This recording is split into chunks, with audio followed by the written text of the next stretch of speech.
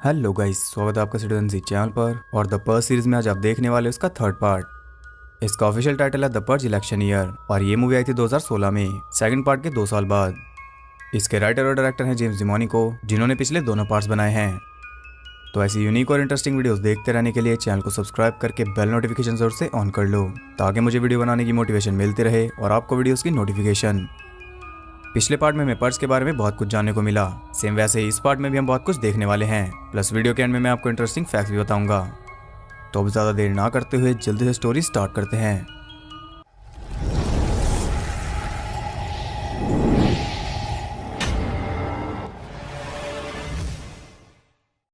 Movie start होती है purse की रात से। हम देखते हैं एक आदमी को जिसने एक फैमिली को कैद किया हुआ था। इस फैमिली में टोटल 4 मेंबर्स हैं, फादर, मदर, सन और डॉटर। वो आदमी कहता है कि पर्स खत्म होने से पहले वो एक फाइनल गेम खेलेंगे जिसका नाम है मॉमीज चॉइस। उसमें मदर किसी एक फैमिली मेंबर को चुनेगी जो जिंदा बचेगा, बाकी सबको वो मार देगा। यहाँ सीन शिफ्ट होता है सीधा 18 साल बाद, पर्स से 2 दिन पहले। हम देखते हैं कि पर्स के खिलाफ शहर में दंगे हो रहे हैं। अब लोग समझ चुके हैं कि पर्स सिर्फ एक चाल है गरीबों को मिटाने की। यहाँ न्यूज़ में हम देखते हैं उसी आदमी को जिसे हम पिछले दोनों पार्ट्स में देख चुके हैं। फर्स्ट पार्ट में इसने जेम्स की फैमिली को बचाया था और सेकंड पार्ट में कार्मेलो जोन्स की टीम में था। यहाँ पर फाइनली हमें इसका नाम पता चलता है। इसका नाम है डांटे बिशॉप और अब इसने कार्मेलो जोन्स की जगह ले ली है क्योंकि अब वो जिंदा नहीं है। अब इतने ज़्यादा प्रोटेस्ट इसलिए हो रहे हैं क्योंकि प्रेसिडेंशियल इलेक्शन आ रहे हैं और ज़्यादातर लोग यही चाहते हैं कि पर्ज खत्म हो जाए। लेकिन यहाँ एक प्रॉब्लम है, 2 दिन बाद ही पर्ज है, यानी कि मैक्सिमम चांस यही है कि जो भी लोग पर्ज के खिलाफ हैं, गवर्नमेंट उन्हें इस पर्ज की रात मरवा देगी ताकि उनके खिलाफ वोट न आए और उनकी सरकार चलती रहे। लेकिन इतने सालों बाद ऐसा क्या हुआ कि ये सरकार खतरे में है, क्योंकि इस बार उनके सामने एक मजबूत कैंडिडेट खड़ा है और वो है यूएस सेनेटर चार्ली रोम। और ये वही डॉटर है जिसे हमने फिल्म के स्टार्ट में देखा था, यानी कि मॉमीज चॉइस में मदर ने अपनी डॉटर को चुना था। चार्ली के साथ जो कुछ भी हुआ उसके बाद उसने ठान लिया कि वो पर्स को खत्म करके रहेगी। इस इलेक्शन में उसका सिर्फ यही मोटिव है, इसीलिए इतने सारे लोग उसकी सपोर्ट में हैं और ये बात न्यू फाउंडिंग फादर्स को भी अच्छी तरह पता है। यहाँ पर हम न्यू फाउंडिंग फादर्स के लीडर और करंट प्रेसिडेंट कैलेब वॉरेंस को देख पाते हैं और साथ ही नेक्स्ट प्रेसिडेंट एडविच ओवेंस को भी। वो चार्ली को रास्ते से हटा भी नहीं सकते क्योंकि पर्ज का दूसरा रूल तो आपको याद ही होगा, रैंक 10 से ऊपर के गवर्नमेंट ऑफिशियल इम्यून होते हैं और चार्ली भी उन्हीं में आती है। वो पर्ज की रात उसका कुछ नहीं बिगाड़ सकते, लेकिन ये लोग दिमाग से चलते हैं। यहाँ पर वो बहुत ही क्लेवर मूव दिखाते हैं। वो पर्ज के दूसरे रूल को ही हटा देते हैं, यानी कि अब अमेरिका का हर एक नागरिक बराबर है, चाहे वो प्रेसिडेंट ही क्यों ना हो। पर्ज की रात अब कोई भी मर सकता है। इसका सीधा सा मतलब है कि इस पर्ज की रात वो चार्ली को मार देंगे। अब क्योंकि चार्ली की जान को खतरा है इसलिए उसे सिक्योरिटी दी जाती है और सिक्योरिटी का चीफ है हमारा लियो। यहाँ में लियो का पूरा नाम पता चलता है जो कि है सार्जेंट लियो बार्न्स, और ये बहुत ही इंटरेस्टिंग है। एमसीयू में फ्रैंक ग्रेलो क्रॉसबोन्स का रोल करते हैं जो कि दुश्मन है सार्जेंट जेम्स बार्न्स का, यानी कि बकी का, जिसे आप द विंटर सोल्जर के नाम से भी जानते हैं। ये बहुत ही अमेजिंग ईस्टर एग है। पर्स से पहले प्रेसिडेंशियल डिबेट चल रही थी और हम देखते हैं कुछ लोगों को जो इस डिबेट को देख रहे थे। ग्रोसरी शॉप ओनर जो डिक्सन, उसका असिस्टेंट मार्कोस और उनकी फ्रेंड लेनी। ये सब भी पर्स के खिलाफ हैं, लेकिन इसका मतलब ये नहीं है कि ये चार्ली के सपोर्ट में हैं। इस पॉइंट पर लोग किसी के ऊपर भी भरोसा नहीं कर सकते, क्या पता चार्ली पर्स से भी बुरा लॉ लेकर आए, ऐसा जो का मानना है। लेकिन मार्कोस को लगता है कि चार्ली सब कुछ ठीक कर सकती है और लेनी एकदम न्यूट्रल है। जो की शॉप में 2 लड़कियां आती हैं जो कि वहां पर चोरी कर रही थी। जो उन्हें वहां से जाने के लिए कहता है लेकिन वो नहीं जाती। तब वहां पर आती है लेनी और उसे देखकर वो दोनों चुपचाप वहां से चली जाती हैं, क्योंकि लेनी एक एक्सपर्जर है और वो पूरे शहर में फेमस है। वो इतनी ज्यादा खतरनाक है कि लोग उसे द लिटिल डेथ के नाम से जानते हैं। लेकिन अब उसने वो सब छोड़ दिया है, अब वो पर्स में बिलीव नहीं करती।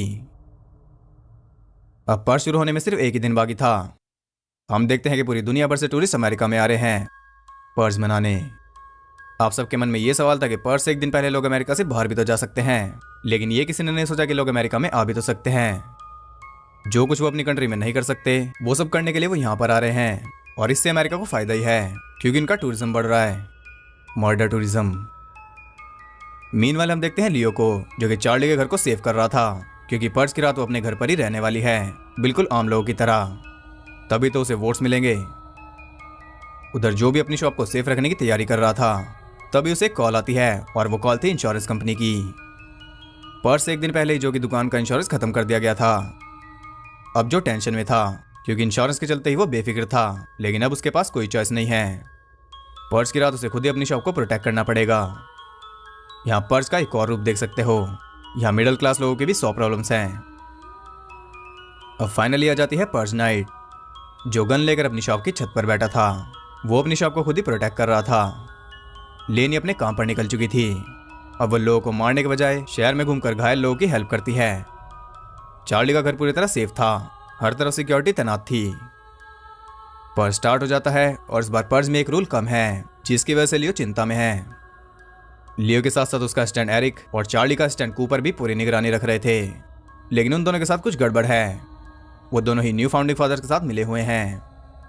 वो एक स्पेशल टास्क फोर्स को घर में एंटर करवा रहे हैं ताकि वो चार्ली को मार सके, लेकिन अनफॉर्चुनेटली लियो को इस गड़बड़ का पता चल जाता है। वो चार्ली को एक सीक्रेट डोर के जरिए घर से बाहर निकाल लेता है। चार्ली को तो उसने बचा लिया था, लेकिन उसे गोली लग गई थी। अब लियो सिर्फ डैमेज लेने वालों में से नहीं है, वो डैमेज देने वालों में से है। घर में वो एक बॉम्ब छोड़कर आया है। उस बॉम्ब के फटते ही आधी टीम ब्लास्ट हो जाती है, जिसमें एरिक और कूपर भी शामिल हैं। जो को जॉइन करता है मार्कोस, लेकिन जो उसकी जान खतरे में नहीं डालना चाहता था। वो उसे वापस जाने के लिए कहता है। तभी वहां कोई और भी आ जाता है। ये वही लड़कियां हैं जिन्हें जो ने अपनी शॉप से भगाया था। अब वो उसकी पूरी शॉप ही लूटने आई हैं। जो उन्हें वार्न करता है, लेकिन वो नहीं मानती। तब मार्कोस उनके ऊपर गोली चला देता है, वार्निंग के तौर पर। तब तो वो वहां से चली जाती हैं, लेकिन जाने से पहले वो कहते हैं कि वो वापस आएंगी। उधर लियो और चार्ली सड़कों पर भाग रहे थे। वो शहर से बाहर निकलना चाहते थे, लेकिन ये इतना आसान नहीं था। यहाँ हम देखते हैं कि पर्स की रात स्वच्छ पर्स अभियान भी चल रहा है। सफाई कर्मचारी डेड बॉडीज को कलेक्ट कर रहे हैं। Something new. वो दोनों प्रॉब्लम्स को अवॉइड कर रहे थे, लेकिन पर्स का दूसरा नाम ही प्रॉब्लम है। कई सारे लोग उन्हें घेर लेते हैं, और ये सब वही मर्डर टूरिस्ट हैं। इतने सारे लोगों से बचना इम्पॉसिबल था, लेकिन उनकी किस्मत अच्छी थी। जो और मार्कस उन्हें देख लेते हैं, और क्योंकि मार्कस चार्ली का सपोर्टर है, इसलिए वो दोनों उनकी हेल्प करते हैं। वो उन सब टूरिस्ट को बिछा देते हैं। इसके बाद वो सब जाते हैं जो की शॉप में, और लियो चेक करता है कि वो जगह सेफ है या नहीं। वो जगह सेफ थी, लेकिन ज्यादा देर तक नहीं, क्योंकि वो लड़कियां फिर से वहां पहुंच जाती हैं, और इस बार उनके साथ बैकअप भी था। वो शॉप को चारों तरफ से घेर लेते हैं और दोनों दरवाजे काटने लगते हैं। अब जो के पास कोई और रास्ता नहीं बचा था, इसलिए वो बुलाता है द लिटिल डेथ, यानी कि लेनी को। लेनी वहां पहुंचती है और उन सबको अकेले ही खत्म कर देती है। वो सब वैन में बैठ जाते हैं, क्योंकि उन्हें चार्ली को किसी सेफ जगह पर लेकर जाना था। जो भी अपनी शॉप को छोड़कर उनके साथ चलता है। पर्स की रात बाहर घूमना बिल्कुल भी अच्छा आइडिया नहीं है। ऊपर से वो स्पेशल फोर्स अभी भी उनके पीछे लगी है। किसी तरह वो टीम उन्हें ट्रैक कर पा रही है। यहाँ लियो दिमाग लगाता है और वो समझ जाता है कि आखिर प्रॉब्लम क्या है। जो बुलेट उसकी बॉडी में है, वो एक ट्रेस बुलेट है। अब उनके पीछे स्पेशल फोर्स तो लगी थी, ऊपर से उन्हें गैंग भी घेर लेती है। उनका बचना और ज्यादा मुश्किल होता जा रहा था, लेकिन जो इसे थोड़ा आसान कर देता है। वो उस गैंग को जानता था। वो उनके एक घायल आदमी की मदद करते हैं, और बदले में वो गैंग उनका एक काम करती है। उस बुलेट की मदद से वो स्पेशल फोर्स को फंसाते हैं और उन्हें भून देते हैं। ये सब उस टीम के लीडर अर्ल को बिल्कुल भी पसंद नहीं आता। उधर वो सब अपनी सेफ लोकेशन पर पहुंच चुके थे, जो कि है एक अंडरग्राउंड फैसिलिटी, जिसमें बेघर लोग भी हैं, घायल लोग भी हैं, और कई सारे लोग वहां पर हेल्प भी कर रहे हैं। और ये सब चला रहा है डांटे बिशॉप। लियो और डांटे सेकंड पार्ट में एक दूसरे से मिल चुके हैं, लेकिन वो दोनों एक दूसरे को नहीं पहचानते। लियो और चार्ली को सेफ लोकेशन पर छोड़कर वो तीनों वापस जो की शॉप के लिए निकल जाते हैं। लियो मेक श्योर कर रहा था कि वो जगह सेफ है या नहीं। तभी वो पहुंच जाता है एक रूम में, और उसे पता चलता है कि डांटे की टीम आज रात न्यू फाउंडिंग फादर्स को मारने वाली है, क्योंकि आज रात वो इम्यून नहीं है, और इससे अच्छा मौका हो ही नहीं सकता उन्हें पर्स दिखाने का।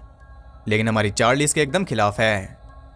उसके उसूल थोड़े अलग हैं, इसलिए वो नहीं चाहती कि कोई भी मारा जाए, जबकि लियो के बगैर वो खुद ही मर जाती। उधर वो तीनों वापस जा रहे थे, तभी वो देखते हैं कि कई सारे ट्रक्स उस सेफ लोकेशन की तरफ बढ़ रहे हैं, और ये वही ट्रक्स हैं जिन्हें पर्स की रात गवर्नमेंट यूज करती है लोगों को मारने के लिए। वो जल्दी से लियो को इस बारे में इन्फॉर्म कर देते हैं, और लियो तो इन ट्रक्स को अच्छे से जानता ही है।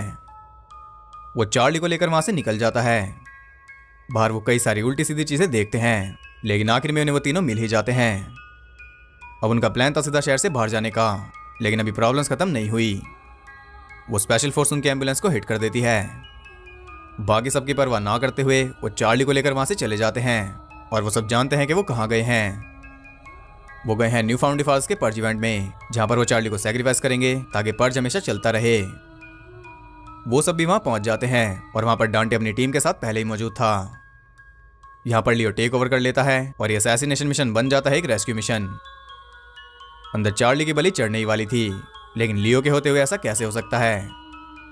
लियो की टीम वहां पर मैसेकर मचा देती है और इससे बेहतर पर्स न्यू फाउंडिंग फादर्स ने नहीं देखा होगा। ये बात अलग है कि इसके बाद वो कुछ भी नहीं देख पाएंगे। अब सिर्फ बचा था उनका कैंडिडेट एडविज ओवंस, जिसे मारने डांटे अकेला जाता है। चार्ली उसे बहुत मना करती है, लेकिन वो नहीं मानता।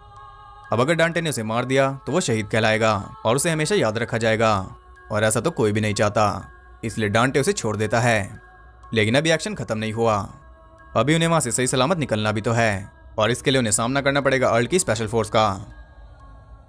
यहाँ चार्ली को बचाने के लिए डांटे अपनी जान दे देता है, और डांटे अकेला नहीं था। चार्ली को बचाते हुए जो भी मारा जाता है। उधर पूरी स्पेशल फोर्स खत्म हो चुकी थी और अब बारी थी लीडर्स के भिड़ने की। यहाँ वो दोनों टकराते हैं। इसका रिजल्ट ये निकलता है कि अर्ल मारा जाता है।